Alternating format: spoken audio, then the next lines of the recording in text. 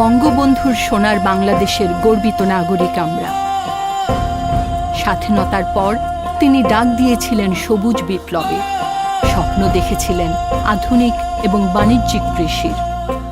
কৃষক বান্ধব বিএডিসিকে ভালোবেসে বঙ্গবন্ধু ৩১ মে ১৯৭২ সালে কৃষি ভবন পরিদর্শনে এসেছিলেন। কৃষকদের সম্মান দিয়ে বঙ্গবন্ধু বলেছেন, আপনি চাকরি করেন, আপনার মায়না দেয় ওই গরিব কৃষক, আপনার মায়না দেয় ওই গরিব শ্রমিক, আপনার সংসার চলে ওই টাকায়, আমি গাড়ি চলি ওই টাকায়। ওদের সম্মান করে কথা বলেন, ওদের ইজ্জত করে কথা বলেন। কৃষিতে মেধাবী শিক্ষার্থীদের আকৃষ্ট করতে ১৯৭৩ সালের ১৩ ফেব্রুয়ারি তিনি কৃষিবিদদের প্রথম শ্রেণীর পদমর্যাদা ঘোষণা করেন। সেই সময়ে বাংলাদেশ কৃষি বিশ্ববিদ্যালয় কেন্দ্রীয় ছাত্র সংসদের সাধারণ সম্পাদক এবং বাংলাদেশ ছাত্রলীগ কৃষি বিশ্ববিদ্যালয় শাখার সাধারণ সম্পাদক হিসেবে বিশেষ ভূমিকা পালন করেন বর্তমান কৃষিমন্ত্রী ডক্টর মোহাম্মদ আব্দুর রাজ্জাক। বঙ্গবন্ধুর স্বপ্ন ছিল একটি সমৃদ্ধ দেশ গড়ার। সেই স্বপ্ন বাস্তবায়নে কাজ করে যাচ্ছে তারই সুযোগ্য কন্যা প্রধানমন্ত্রী শেখ হাসিনা। আওয়ামী লীগ সরকার গঠন করেই কিন্তু বাংলাদেশের কৃষক, শ্রমিক, মেহনতি মানুষের সার্বিক উন্নয়নের কাজ শুরু করে। আমরা ৯৮ সালে সেই ভয়াবহ বন্যা মোকাবেলা করেও বাংলাদেশকে প্রথম খাদ্যে স্বয়ংসম্পূর্ণ করতে সক্ষম হই। আমরা সকলে মিলে আমাদের দেশকে গড়ে তুলব জাতির পিতার স্বপ্নের ক্ষুধামুক্ত, দারিদ্র্যমুক্ত সোনার বাংলা। একটি সকাল একটি নতুন সম্ভাবনার জানান দেয়।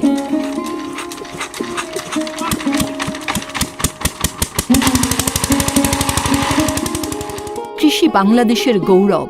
এখনকার সময়ে কৃষির অন্যতম সম্ভাবনাময় এবং গুরুত্বপূর্ণ ফসল হল আলু। উৎপাদন এবং পুষ্টিমান বিবেচনায় বাংলাদেশে আলু একটি খুবই গুরুত্বপূর্ণ খাদ্য ফসল। আমাদের দেশে এই ফসলটি চাহিদার তুলনায় ৩০ লক্ষ মেট্রিক টন বেশি উৎপাদন হয় এবং এ কারণেই এই ফসলটি আমাদের খাদ্য নিরাপত্তায় ব্যাপক অবদান রেখে চলেছে। ধান ও গম থেকেও লাভজনক ফসল হিসেবে আলুর জনপ্রিয়তা দিন দিন বাড়ছে। তাই আলুর নতুন সম্ভাবনা নিয়ে প্রথম থেকে কাজ করে যাচ্ছে বিএডিসি।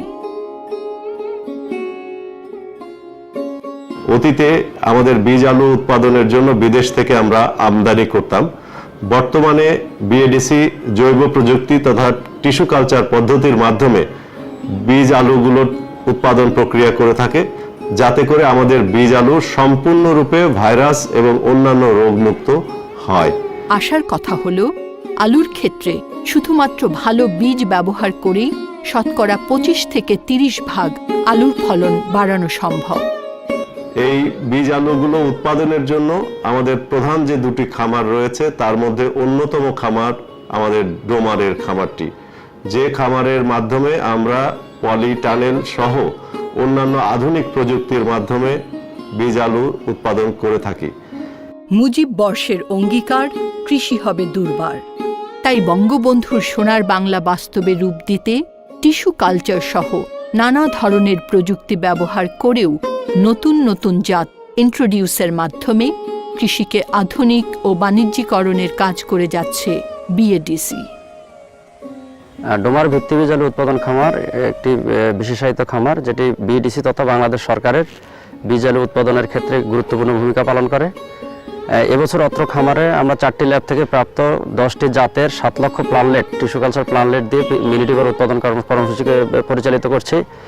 পাশাপাশি গত বছরে উৎপাদিত মিনিটিভার থেকে এবছর 70 একর জমিতে প্রি ফাউন্ডেশন বীজ কার্যক্রম রয়েছে, যেখান থেকে আমরা প্রায় 500 মেট্রিক টন প্রি ফাউন্ডেশন বীজ পাবো বলে আশা ব্যক্ত করছি।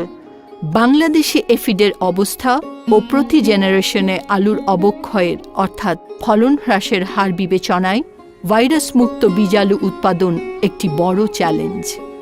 টিস্যু কালচার এমন একটি পদ্ধতি যার মাধ্যমে গাছের অতি সূক্ষ্ম মেরিস্টেম নিয়ে তা থেকে কৃত্রিম খাবারের মধ্যে নিয়ন্ত্রিত পরিবেশে সুস্থ এবং রোগমুক্ত অনুচারা বা প্ল্যান্টলেট তৈরি করা হয়।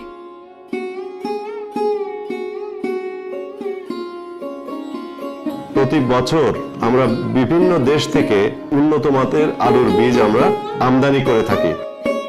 এ প্রেক্ষাপটে গত বছর বিএডিসি আমদানিকৃত ১৯ জাতের মধ্য থেকে ট্রায়ালের মাধ্যমে রপ্তানিযোগ্য ও শিল্পে ব্যবহার উপযোগী 10টি জাত নির্বাচন করা হয়।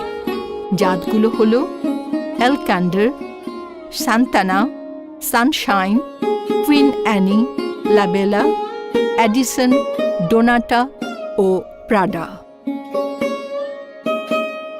শুধু তাই নয়, বীজের মান উন্নত রাখতে এই প্রতিটি ধাপে সর্বোচ্চ সতর্কতা মেনে চলা হয়।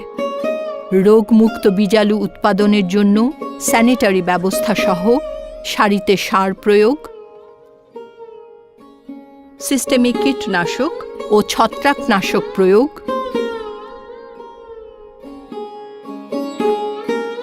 রগিং, হাম পুলিং এবং ফিল কিউরিং ইত্যাদি আন্তঃপরিচর্যার মাধ্যমে বীজমান বজায় রাখা হয়।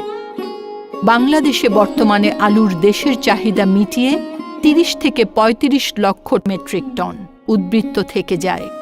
এই যে 30 লক্ষ মেট্রিক টন আলু বেশি উৎপাদন হয়, এ কারণে আমাদের চাষিরা অনেক ক্ষতিগ্রস্ত হয়। কেননা এই জাতের যে জাতগুলো বর্তমানে আবাদে আছে, এই জাতগুলো কেবলমাত্র টেবিল পারপাসের জন্য ঠিক আছে, কিন্তু রপ্তানি এবং শিল্পে ব্যবহার উপযোগীর যে গুণাবলী, সেই গুণাবলীর আমাদের অধিকাংশ জাতে না থাকার কারণে এইটির বহুমুখী ব্যবহার হচ্ছে না। এর ফলে একদিকে চাষি আলুর ন্যায্য মূল্য থেকে বঞ্চিত হচ্ছে, আরেকদিকে রপ্তানি ও শিল্প ব্যবহার উপযোগী আলুর উপযুক্ত জাতের অভাবে বিশাল রপ্তানি ও শিল্প বাজার হারাচ্ছে দেশ। তাই কৃষিমন্ত্রী ডক্টর মোহাম্মদ আব্দুর রাজ্জাক মহোদয় আলুকে নন নটিফাইড ফসল হিসেবে অন্তর্ভুক্ত করেন এবং উপযুক্ত রপ্তানি ও শিল্পে ব্যবহার উপযোগী আলু উৎপাদনে জোর দেন। আমরা যখন ছোট ছিলাম, 20 বছর 25 বছর আগেও বাংলাদেশে স্থানীয় আলুর জাত উৎপাদিত হতো। এখন বাংলাদেশে আমরা বলে থাকি হল্যান্ডের জাত, যাই হোক বিদেশি ইউরোপিয়ান অনেক উন্নত আলুর জাত আবাদ করা হয়ে থাকে। এতে করে আলু উৎপাদনশীলতা অনেক বেড়েছে।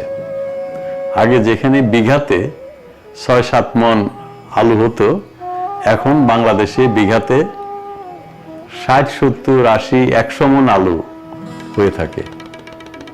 বাংলাদেশে আলুর মধ্যে ড্রাই ম্যাটার যেটা বলি, অর্থাৎ পানি, আমরা জানি আলুতে সাধারণত 78 ভাগ পানি থাকে, 22-23 ভাগ বা তারও কম, অনেক 18 ভাগও ড্রাই ম্যাটার থাকে, 80-82 ভাগও পানি থাকে। আমরা আমাদের বিজ্ঞানীরা এবং বাংলাদেশ কৃষি উন্নয়ন কর্পোরেশন এমন জাত আনার চেষ্টা করছে যেগুলোতে পানি কম, অন্যান্য কন্টেন্ট যেগুলো সেগুলো বেশি, এবং এই জন্য কতগুলো জাত এনেছি, এগুলোকে আমরা জনপ্রিয় করার জন্য চেষ্টা করা হচ্ছে, যেগুলোতে ড্রাই ম্যাটার 20 ভাগের বেশি থাকবে, 21 ভাগ 22 ভাগ। এবং সেটা যদি আমরা করতে পারি তাহলে আন্তর্জাতিক বাজারও আমাদের রপ্তানি করা সহজ হবে।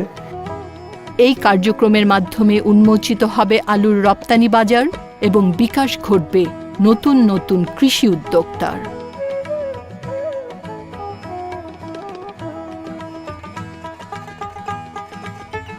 বর্তমানে খামারটি যান্ত্রিকরণের আওতায় পটেটো প্ল্যান্টার দিয়ে বীজালুর রোপণ এবং পটেটো হারভেস্টার দিয়ে বীজালুর হারভেস্ট করা হচ্ছে। এছাড়া যান্ত্রিকরণের মাধ্যমে বিএডিসি চাঁদপুর হিমাগারে পটেটো গ্রেডার, ড্রায়ার ইত্যাদি মেশিনের মাধ্যমে বীজালুর বাছাই, গ্রেডিং ও শুকানোর কাজ শুরু হয়েছে। বিএডিসির অন্যান্য স্টেশনগুলোতেও যান্ত্রিকরণ কাজ পুরোপুরি বাস্তবায়ন হলে একদিকে যেমন শ্রমিক সংকট মোকাবেলা করা যাবে, অন্যদিকে কম সময়ে ও কম খরচে বীজালু উৎপাদন ও সংগ্রহ সম্ভব হবে। দেশের সকল প্রয়োজনে, অর্থনীতি এবং উন্নয়নে সব সময় সরকারের পাশে থেকে সগৌরবে কাজ করে যাবে বিএডিসি।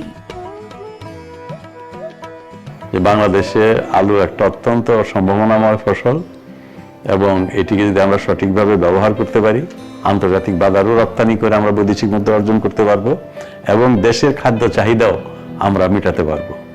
বাংলাদেশের আবহাওয়া খুবই আলু উৎপাদনের জন্য সহায়ক।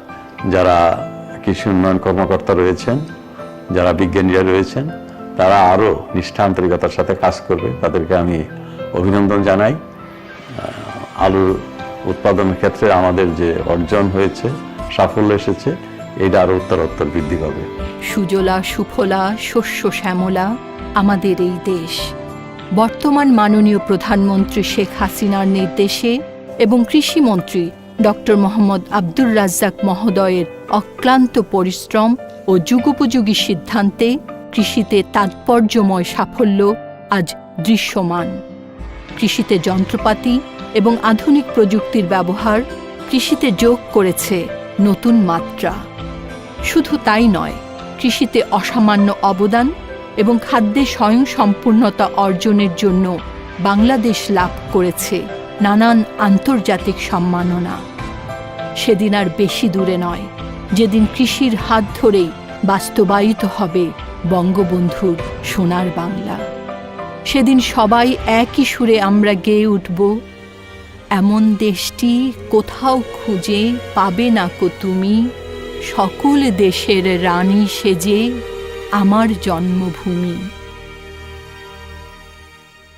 ধন ধান্য পুষ্প ভরা আমাদের এই বসুন্ধরা, তাহার মাঝে আছে দেশে সকল দেশের সেরা, ও সে স্বপ্ন দিয়ে তৈরি সে দেশ, স্মৃতি দিয়ে ঘেরা। এমন দেশটি কোথাও খুঁজে পাবে না গো তুমি, সকল দেশের রানী সেজে আমার জন্ম